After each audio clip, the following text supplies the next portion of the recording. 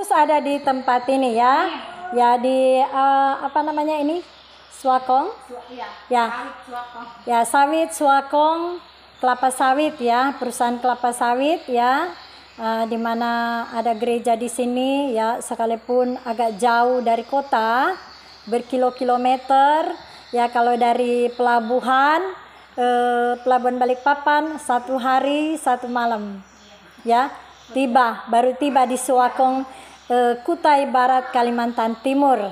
Dan saya di sini, saya percaya itu karena Tuhan yang bawa ya, karena saya sudah terbiasa di kota ya, tapi Tuhan katakan coba di desa dulu, enak nggak enak, harus enak, nikmati saja. Di mana Tuhan bawa kaki kita, tetap mengucap syukur senantiasa. Amin ya. Secara manusia mau mengeluh ya. Baru berapa hari saya di sini, saya sudah mulai mengeluh dalam hati saya. Tapi Tuhan Yesus bilang, jangan mengeluh. Tuhan Yesus ketemukan saya dengan tetangga saya, yaitu di mana adik saya Ferdinand Mandagi ya, dia tetangganya ini dilawat oleh Tuhan Yesus sebelum saya datang. Ya, semalam saya dalam perjalanan naik mobil travel dari pelabuhan Balikpapan, ibu ini bersaksi semalam ke saya. Dia bilang, ibu, saya sebelum ibu datang, saya lihat Tuhan Yesus pakai jubah putih. Terus dia datang ke saya dan suami saya lagi posisi duduk. Nah, terus ibu ini dia sedang tidur. Antara sadar nggak sadar dia melihat Tuhan Yesus. Katanya sedang masuk di dalam ruangan dia, baik di ruang tamu, melihat suaminya sedang duduk di sofa dan melihat ibu ini sedang tidur. Nah, antara sadar nggak sadar dia melihat, dan dia sering didatangin Tuhan Yesus berkali-kali. Nah, ibu ini dia sebelum dia menikah dengan suaminya, dia itu dari Betani. Ya, dari Betani dia penjaga menara doa. Bahkan dia sering mengikuti doa-doa ibadah di mana-mana ya, sebelum dia menikah. Nah, setelah dia menikah, dia mendapat goncangan rumah tangga. Dan itu dia saksikan kepada saya. Saya bingung, saya khawatir. Saya merasa saya sepertinya sudah galau, kata ibu itu. Saya bilang, ibu, di Yosua 1 di situ mengatakan, jangan khawatir, jangan bimbang, jangan ragu, jangan tawar hati, jangan kecut. Ya, apa yang ibu alami lebih berat daripada apa yang ibu alami ini. Masalah rumah tangga tidak seberapa. Saya mengalami ini lebih dari ibu. Maka dia sampai pun terheran-heran dan dia ketawa. Tapi saya melihat pagi hari, ibu kok sudah ada di teras adik saya. Apakah ini berasal dari Tuhan apa tidak? Jadi sebelum ibu nyampe, Tuhan Yesus sudah duluan datang di rumah saya. Nah secara kemudian kenapa ibu langsung akrab dengan saya? Kata ini ibu tetangga adik saya ya. Dan saya katakan, Tuhan mengizinkan saya untuk bersaksi sama ibu. Dan Tuhan mengutus saya untuk menguatkan iman ibu supaya jangan kecut tawar hati, tetap percaya dan beriman kepada Tuhan Yesus. Ya, setiap rumah tangga pasti mengalami goncangan masalah. Nah, waktu saya di Jakarta itu bulan Agustus bulan lalu ya, awal bulan Juli, saya mendapat tema dari GBI PRJ ya, di mana saya bawakan khotbah ini yaitu Unity in Family. Ya, berarti Tuhan Yesus mau supaya keluarga rumah tangga kita unity. Ya, sekalipun kita tidak sempurna secara jasmani, tapi Tuhan Yesus yang menyempurnakan. Bila mana kita mengandalkan Tuhan, mendahulukan Tuhan, atau memprioritaskan Tuhan terlebih dahulu. Ya bu, memang sih kalau ngomong enak, tapi prakteknya ini bu agak berat bu. Tak gitu ibu ini. Saya bilang, Tuhan mengingatkan ibu kembali kepada kasih mula-mula. Bagaimana dulu ibu cinta Tuhan sebelum ibu menikah dengan suami ibu. Ibu dulu mencintai Tuhan Yesus lebih dari apapun. Setelah ibu menikah dengan suami, ibu mencintai suami mungkin lebih dari segalanya. Sehingga kasih mula-mula ibu sempat kurang. Sehingga Tuhan sedang memperhitungkan Nah, Tuhan ingatkan kembali kepada ibu supaya kembali kepada kasih mula-mula, yaitu doa pujian penyembahan firman Allah itu biar menjadi gaya hidup bagi ibu. Ya, jadi ibu keluar dari zona nyaman. Saya katakan kepada ibu. Dan ibu merasa dia sukacita. Dia bilang, Bu, boleh nggak saya mau belajar Alkitab sama saya? Kata sama ibu. Saya bilang boleh. Karena memang Alkitab itu apa yang saya dapat dari Tuhan, karuniakan dari sorga. Saya nggak mau pakai sendiri. Saya mau bagikan, kalau bisa saudara saya, ponakan saya. Dan memang ponakan saya ini juga kan, ya dia dari bukan Kristen ya, adik saya. Karena memang saya juga dulu awalnya dari situ. Ya keras kepala batu, tidak mau ke gereja, tidak mau berdoa, tidak mau puasa, tidak mau beribadah. Nah, tidak mau mencari Tuhan, tapi rezekinya melimpah. Mengajar senam dari Jakarta, Manado Jakarta sampai keluar ke Jawa. Pimpin lomba, bikin pertandingan. Ya, terus ngajar senam di Sanggar Fitness. Nah, itu tahun 1991 mulai saya ngajar senam. Bahkan saya berhenti itu tahun 1996 semenjak saya melahirkan anak saya Yosua. Dan saya ulang lagi mengajar sesudah itu. Dan sampai saya buka toko rumah makan juga di Jakarta ya. Walaupun toko nggak besar, saya kasih nama toko Immanuel, toko sembako, rumah makan Bakudapa. Dan saya terima catering. Sesibuk-sibuknya saya, tapi Tuhan ingatkan saya harus memprioritaskan Allah. Ibadah hari Minggu harus tetap. Karena semua berkat itu dari Tuhan. Rezeki, napas, sehat, kuat itu dari Allah kita. Jadi 10 hukum Allah mengatakan kuduskanlah hari Sabat. Tapi ya malum ya, di sini masih desa ya. Mungkin jemaat juga masih sedikit. Ya harap dimaklum saja. Tapi kita harus banyak berdoa supaya jiwa-jiwa itu Tuhan bawa menjadi jemaat yang setia, yang bertumbuh di dalam kebenaran firman Allah, biar menjadi jemaat yang takut akan Tuhan, yang tahu hari Minggu itu hari beribadah. Setiap gereja di dunia manapun tetap mengutamakan ibadah hari Minggu. Selain ibadah di rumah, di komsel atau di ibadah di gereja lainnya juga ya. Diutamakan hari Minggu untuk beribadah. Karena firman Allah katakan kuduskanlah hari Sabat. Ya kalau Kristen Advent dia melakukan hari Sabtu. Kita ini hari Minggu. Jadi kesepakatan gereja-gereja yang ada di Indonesia mengadakan ibadah hari Minggu. Jadi kita jangan seperti orang yang tidak tahu firman, ya. Saya mengajak untuk semua tetap rajin beribadah. Ya mungkin saat ini ada kesibukan ya, perusahaan kelapa sawit ini mungkin mengadakan satu ibadah padang kah atau jalan-jalan tour gitu ya, sehingga jemaatnya berkurang di ibadah gereja sini di Suakong ini ya.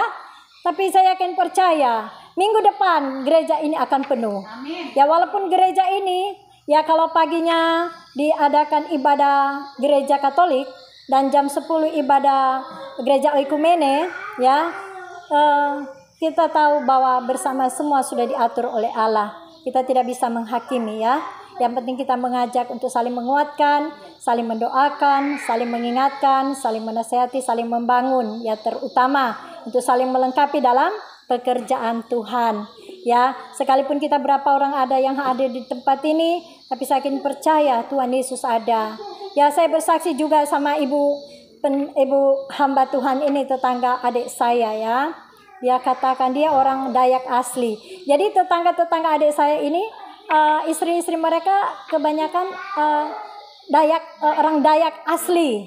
Tapi ada yang dari Islam masuk Kristen, ada yang dari Katolik ya. Mereka masuk Katolik, mereka masuk Kristen ya. Ya komitmen mereka saja ya, kan kita tidak bisa menghakimi mereka ya, karena itu pilihan mereka ya. Kita hanya bisa mendukung, mengingatkan, mendoakan mereka, menasihati mereka ya, karena yang Tuhan sudah berikan pada kita harus bagikan ya, bukan untuk kita diri sendiri tapi untuk orang lain juga. Nah puji Tuhan, saya bersaksi kepada ibu itu, Bu, saya sering didatangin Tuhan Yesus. Dia kaget, oh ibu juga ya, saya kira cuma saya. Dia bilang begitu. Saya bilang waktu saya di Manado itu tahun 1990 96 belum lama saya menikah dengan suami saya di Manado. Nah, saya mendapat penglihatan dari Tuhan Yesus di mana saat itu anak saya Yosua sakit perut. Sudah 3 hari atau 4 hari ya. Saya berdoa dan saya bilang sama Tuhan Yesus, malam itu saya didatengin Tuhan Yesus. Saya didatengin Tuhan Yesus, antara percaya nggak percaya ya. Tapi itu memang di firman ya. Karena berbicara penglihatan itu karunia dari Allah buat kita untuk melengkapi pekerjaan Tuhan ke depan. Sebelum terjadi dan sesudah terjadi. Ya, bagi kita yang percaya kepadanya. Iya kan? Nah, puji Tuhan, saya didatangin Tuhan Yesus malam itu. Tuhan Yesus berbicara pada saya. Yang Tuhan Yesus katakan kepada saya, hai anak manusia. Tuhan Yesus nak mengatakan kepada saya, hai anakku. Karena Tuhan Yesus tahu bahwa saya ini tidak pernah ke gereja, malas ke gereja. Ya, berdoa pun tidak pernah berdoa. Ya, berpuasa baca Alkitab pun tidak. Itu sebelum saya memiliki anak saya itu Yosua. Ya, waktu saya gencar-gencarnya mengajar senam. Ya, di Manado, Jakarta, Manado, bahkan ke Pulau Jawa. Nah, itu saya tidak tahu mau berdoa apa yang saya berdoa. Padahal saya punya gereja, tetap gereja yang lama. Ya, saya bilang Tuhan Yesus, saya cuma tahu doa yang sesuai diajarkan di Alkitab dan sesuai yang diajarkan di gereja itu. Bagaimana saya mau berdoa untuk orang lain? Karena Tuhan Yesus berbicara di malam hari, ya sekitar jam-jam 1-2 begitu ya. Tuhan Yesus bicara begini sama saya. Dia memakai jubah putih dan menumpangkan tangan di atas kepala saya. Dia mengatakan begini, hai anak manusia, bertobatlah. Saya akan memakai kamu berbahasa roh. Doakan sahabat kenalanmu di mana saja berada. Sebut dalam nama Yesus, darah Yesus yang berkuasa. Saya bilang, bagaimana Tuhan Yesus yang berdoa untuk masalah orang, sedangkan berdoa untuk diri saya tidak tahu. Itu saya katakan dalam mimpi penglihatan saya pada Tuhan Yesus. Tuhan Yesus pakai mulut saya untuk bicara. Nah, suami saya bangun dan dia mengatakan bahwa kamu mau dipakai Tuhan Yesus. Saya katakan kepada suami saya, bagaimana Tuhan Yesus pakai saya? Sedangkan saya ini tidak tahu berdoa. Saya tidak tahu baca Alkitab, puasa pun tidak, ke gereja pun kadang suka pergi, kadang enggak sama sekali. Bagaimana Tuhan Yesus pakai saya? Saya katakan kepada suami saya, percaya pasti Tuhan pakai kamu. Bagaimana Tuhan mau pakai saya? Saya bilang kepada suami saya, bagaimana saya tidak mengerti. Saya tidak tahu apa itu yang dimaksud dengan bahasa roh. Saya juga tidak mengerti. Lebih bingung lagi kan saya. Akhirnya suami saya katakan, percaya, pindah pada waktunya pasti Tuhan pakai kamu. Maksudnya saya Tuhan mau pakai. Saya penasaran dan saya tanya ke tetangga saya itu penginjil. Kok saya mau dipakai Tuhan Yesus? Aneh ya. Saya bilang kepada mereka, bunga-bunga tidur kali, karena saya capek ngigo saya. Saya bilang juga kepada suami saya, bunga-bunga tidur kali ya, karena capek saya terbawa di mimpi gitu. Kata suami bilang, itu bukan mimpi, tapi itu dari Tuhan Yesus. Nah, saya menikah dengan dia, memang dia dari gereja Sidang Jemaat Allah. Sedangkan saya dari gereja yang lama ya gitu ya. Bukan dari gereja karismatik. Dan saya menikah dengan dia, dia mengikuti saya. Karena saya bilang, kalau kamu suka sama saya, berarti kamu harus ikutin aturan di gereja saya. Dan akhirnya iya, menikah di gereja saya, yaitu di gereja yang lama, yang bukan gereja karismatik. Dan akhirnya kami selalu berantem karena masalah berdoa. Aduh, luar biasa Tuhan Yesus. Ya, setiap doa makan, dia berdoa begini, dalam nama Yesus. Amin. Ya, berdoa untuk makanan dan terakhir dalam nama Yesus. Amin. Setelah berdoa masing-masing sebelum tidur, sebelum jalan. Dia berdoa, dalam nama Yesus, setan iblis, setan kuasa kegelapan, pergi dalam nama Yesus. Saya katakan kepada suami saya, mana setan di sini? Kamu anggap saya ini setan apa? Saya marah sama dia. Akhirnya tidak mau berdoa karena cuma berantem terus masalah doa. Saya bilang, sudah ikut cara gereja saya yang lama. Kamu kan sudah ikut saya di gereja yang itu, gereja bukan karismatik. Berarti kamu harus ikut gaya saya berdoa. Begini. Apa? Saya keluarin Alkitab, saya keluarin ya tata cara beribadah kita di gereja yang lama. Marah dia. Saya tidak mau berdoa, sudah titik saya pergi. Jadi tidak pernah lakuin doa. Ada Tuhan Yesus datang malam-malam, dia bilang, saya tidur menghadap tembok, dia menghadap tembok kiri, saya tembok kanan. Tidak mau berdoa. Aduh, Tuhan Yesus bicara malam hari, hai anak manusia, bertobatlah. Aduh, saya bilang, Tuhan Yesus, emang dosa apa yang saya buat? Selama ini saya kerjanya cuma mengajar senam, ngajar senam, pimpin lomba, ya. Terus kenapa ini saya harus mesti bertobat? Apa yang saya lakukan? Saya juga pimpin lomba waktu Kapolres Kapsul Sulawesi Utara 23 Agustus 1994 di Polres Manado, Jalan Edi Gagola, Jalan 17 Agustus di Manado, Sulut, ya. Loh, dosa apa yang saya buat? Setiap hari pagi, sore, siang, malam saya mengajar senam. Lah malah mereka, saya nggak melamar ngajar senam kok di fitness sanggar di kantor, malah mereka yang datengin minta saya ngajar. Bahkan saya minta 2 kali lipat gajinya karena saya jadwalnya lebih padat. Nah, terus udah gitu, saya bilang apa? Saya mulai koreksi diri saya. Apa yang salah? Saya mau tanya sama suami saya, dia nggak mau dengar dia nggak mau dengar lagi karena dia pikir pasti saya bahas lagi masalah doa dan dia nggak mau dengar.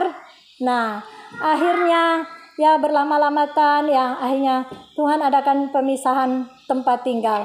Dia bekerja di Tondano. Saya tetap saya tetap mengajar senam, tapi lama kelamaan saya tidak dipakai lagi mengajar. Kaset semuanya hilang. Anak saya pegang, taruh di mobil, dia lupa di mobil. Akhirnya saya tidak bisa ngajar. Padahal kaset-kaset senam itu saya beli di Jakarta karena kan kualitas lagu-lagu senam yang lebih bagus ya di Jakarta. Non-stop, efek non-stop gitu. Nah sedangkan bagaimana cara ini saya mau mengajar senam? Semua mengatakan tidak diterima kalau saya mengajar senam. Waduh, saya bingung. Mau kasih makan anak, suami lagi begitu, uang gak dikasih, dia main perempuan, selingkuh, uang gak dikasih ke saya, jarang pulang. Tapi saya berdoa sampai mata saya bengkak-bengkak di dalam kamar, saya menangis. Tuhan Yesus, kenapa jadi begini Tuhan? Saya sudah gak tahu berdoa, malah saya dapat masalah besar begini. Seperti tsunami datang dalam hidup saya itu pergumulan itu. Tapi Tuhan Yesus, ya, waktu anak saya sakit lagi ya, panas tinggi, ya, saya mau beli obat di warung, ya, saya pikir tidak mungkin, tidak mempan, karena kemarin nggak sembuh. Hanya Tuhan Yesus yang pakai tangan saya menumpangkan tangan di perut anak saya, sehingga saat itu yang menyembuhkan adalah Tuhan Yesus di malam hari. Saya pikir percuma kali aku beli obat dokter sama obat warung, ya kan? Jadi saya cuma bilang sama anak saya, udah, bobok kamu, Joshua kamu bobok aja malam ini. Nanti juga Tuhan Yesus yang kemarin datang jamah perut kamu, tubuh kamu nanti sembuh. Saya bilang begitu sama anak saya. Terus dia bilang gini, udah sekitar jam 1, jam 2, tiba-tiba dia lihat sinar. Dia bilang begini, Mama ada sinar. Sinar mana? Mama lihat ada lampu. Ma, sinar. 3 kali dia sebut sinar. Ternyata ketiga kali dia sebut sinar, Tuhan Yesus di atas kepala saya. Tuhan Yesus pakai jubah putih, selendang merah, pegang anak domba dan tongkat, dan dia tersenyum di atas kepala saya. Tuhan Yesus hendak berbicara. Saya bilang, Tuhan Yesus, kenapa hendak bicara? Saya kucek-kucek mata saya. Benar nggak ini Tuhan Yesus gitu? Karena kemarin nggak kelihatan kaki. Nah sekarang kelihatan kaki. Terus nggak lama kemudian Tuhan Yesus pergi. Setelah Tuhan Yesus pergi, saya pegang suhu badan anak saya sudah sembuh. Panasnya sudah tidak panas lagi. Ya sudah turun suhu badannya. Jadi saya percaya bahwa Tuhan Yesus itu ada. Walaupun kita sedikit yang hadir di sini, tapi kehadiran Allah di dalam Yesus Kristus terlebih dahulu sudah ada di gereja sini, menyambut kita yang akan datang beribadah. Sekalipun kita beberapa orang saja yang hadir, ya. Tuhan melihat kesetiaan ketaatan kita, ya. Yang Tuhan yang disenangkan, bukan manusia yang disenangkan, tapi Tuhan Yesus yang disenangkan, ya. Jadi firman Allah katakan bahwa dengan kehadirannya, dengan ibadah kita sungguh-sungguh kepada Tuhan Yesus, sedikit banyaknya jemaat yang hadir di dalam gereja atau di dalam kelompok ibadah, komsel atau kul, atau ibadah-ibadah di luar hari Minggu, kalau kita beribadah dengan sungguh-sungguh, ya pasti kita akan menerima janji ibadah, yaitu makanan minuman diberkati dan sakit penyakit dilalukan. Saya kaget kemarin Bapak Gembala di sini, Pak Indra, dia datang ke rumah Dinan dan dia ketemu saya di bawah pohon lagi duduk, ya, di depan rumah di teras. Dia mengatakan, Ibu Elizabeth, besok bisa enggak pimpin ibadah bawa firman di gereja saya? Saya bilang dengan senang hati saya terima. Dan saya dalam hal ini saya begini, jam berapa ya mulai? Apa saya kecepatan karena belum buka gerejanya, karena dibawa sama ponakan. Apa ini ada ibadah atau tidak? Bertanya saya. Ya puji Tuhan, hanya ponakan saya bilang itu sudah ada jemaat yang datang. Jadi sudah, tunggulah di sini. Dan akhirnya bertemu kan. Ya semua itu karena Tuhan ya. Yakin percaya, sedikit banyak orang kita beribadah ya. Walaupun ibadah itu tidak di ruangan yang ber-AC ya, ruangan AC alami ya. Bahkan ada kipas angin, puji Tuhan. Walaupun peralatan musik tidak ada band dan lain sebagainya, ada gitar di sini ya. Ya. Tapi puji Tuhan, kalaupun kita sungguh-sungguh, Tuhan mau melihat hati kita. Apa benar kita sungguh-sungguh atau tidak? Ya.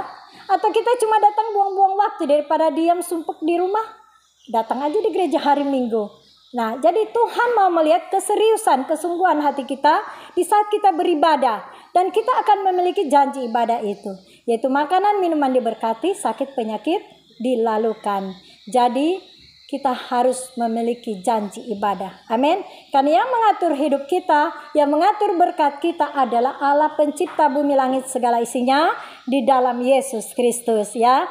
Puji Tuhan, terima kasih banyak kesempatan yang diberikan pada saya untuk bersaksi ya. Saya percaya kita semua akan dipakai Tuhan dengan luar biasa. Anak cucu mantu kita di Suakong, Kutai Barat, Kalimantan Timur. Ada pertambahan jumlah jemaat di gereja sini. Kita beri kemuliaan bagi Tuhan Yesus. Tuhan Yesus memberkati ya. Puji Tuhan.